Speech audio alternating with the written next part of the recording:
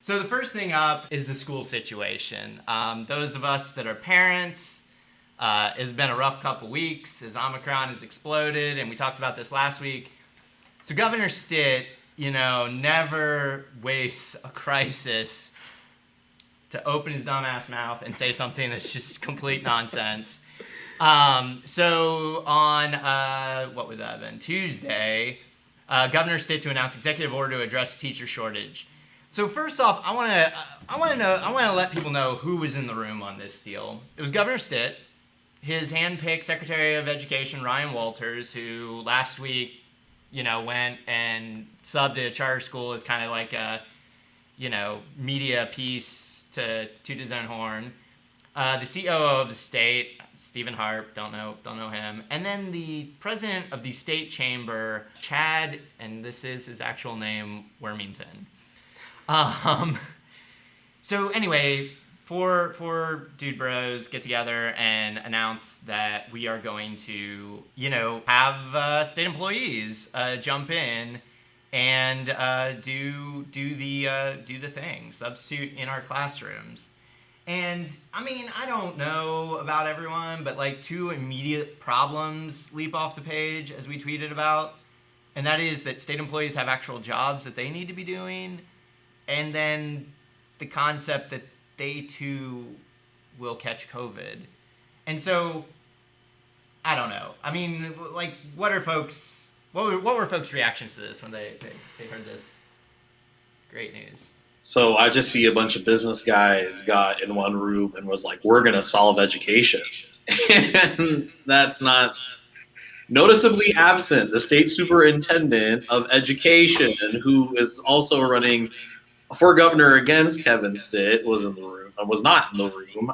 No healthcare professionals being in this room either. So, if you're not really against like Stitt at this point or on that train, you just I don't know, your brain cells, something just might not be there. I just think this whole situation, like, it doesn't make any sense, bro. Like, for us to hear, last week or so, that like 1 in 15 people in Oklahoma all have COVID right now, and even those numbers are skewed because the testing is fucked. Like, it's crazy. And to know that this whole thing with the teachers could have absolutely been prevented if Stitt and the rest of, our government would have been taking this pandemic seriously this whole time, we would have never even been in this situation. Now, to act as if these teachers are disposable, like their degrees don't mean anything, like, all of the work they've gone through to build relationships with their students and educate them, like, it doesn't mean anything to you people. Like, we could just easily replace them with anybody. Like, that idea itself is just crazy. That is so degrading to someone who spends their days in and out working for our youth, trying to educate them, using money out of their own pocket for school supplies. Even with that being said, knowing that we don't pay teachers shit, like, yeah. This is extremely disrespectful. Yeah, I think Walker had a tweet that was like, it takes real skill to manage to insult state workers and teachers at the same time. Like, real finesse there. So anyway, 20-minute press conference where they just showboat and do whatever. But legislators weigh in saying, like, it's interesting to see people acting like bringing in a substitute teacher for a couple days hasn't been around for decades and treating it like some existential threat to education. Which, of course, nobody's acting like it's an existential threat to education. They're just saying that, like, obviously all the reasons we just gave is just a stupid idea and it doesn't fix the actual problem, which is, of course, the coronavirus pandemic that we are all suffering under. But what I love, just because I'm a math and economics guy and numbers, is that yesterday, as of 4 p.m., 171 state employees have already volunteered to be substitute teachers. And you're like, 171 people sounds like a lot. We got 42,000 teachers in Oklahoma. Like, Broken Arrow last week reported 710 staff people out sick with whatever various ailments. So it's like, you didn't even, like, address, like, a quarter of one district's problem, buddy.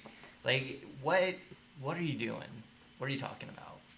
So I mean, it's just a fake solution that everyone covered, gave them a bunch of free press, and of course does nothing to actually educate our kids or keep them in school or prevent the spread of the dangerous coronavirus. Other thoughts, reacts on that?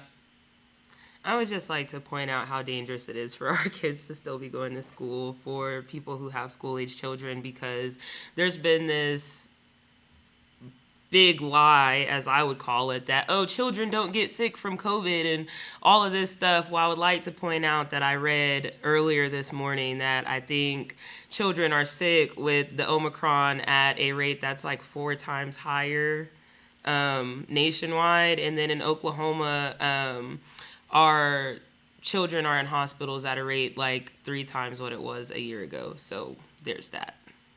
Yeah, somebody linked us on that. Yeah, here actually I don't think I can read it because you have to read it in some app, but inside Oklahoma's surge of COVID-19 cases and hospitalizations among children. Oklahoma doctors say they're seeing a massive surge of COVID-19 cases and hospitalizations among children, more than during any previous wave of the pandemic. Between January 9th and January 15th, more than 16,000 children under the ages of 18 tested positive for COVID-19. So anyway, yeah, I mean, the point being that, like, obviously this does affect children and is dangerous, and we should, I mean, there's other factors than just, like, keeping them in school. And, of course, listening to, like, the business community get up and say, hey, we got to keep people in the mines, it's really gross. I mean, I think it's just inconveniencing them. Their kids have to be back home now if it's a problem.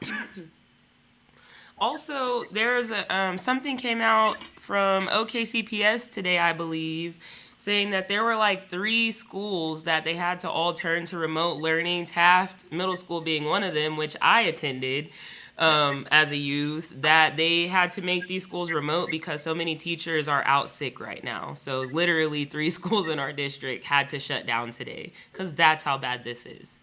Yeah. And more public schools, a friend of mine has students in more public schools. They have armed more police officers in their classrooms. So this is just a shit show, like all across the board. Wait, what? Like, yes, I can pull up the Facebook post actually. Yeah, hold on, I'll see if I can find it. But they have armed police officers inside of the more public schools, and more police department. I believe it might have been more police department actually posted a tweet about it. Yeah, no, it was Abigail Ogle, I think. Like to normalize like turning the school into a jail or something, or what's the reasoning here? I mean, I guess they wanted to, rip the Band-Aid off the visual of the school pipeline to prison, but they just wanted to just wreck that thing. Just shut it down. It's where we live. It's where we are. So, oh my gosh. Thanks for watching our video. Please give it a like and hit that subscribe button for more content. If you want to engage with us, follow us on Facebook, Twitter, Twitch, and Instagram.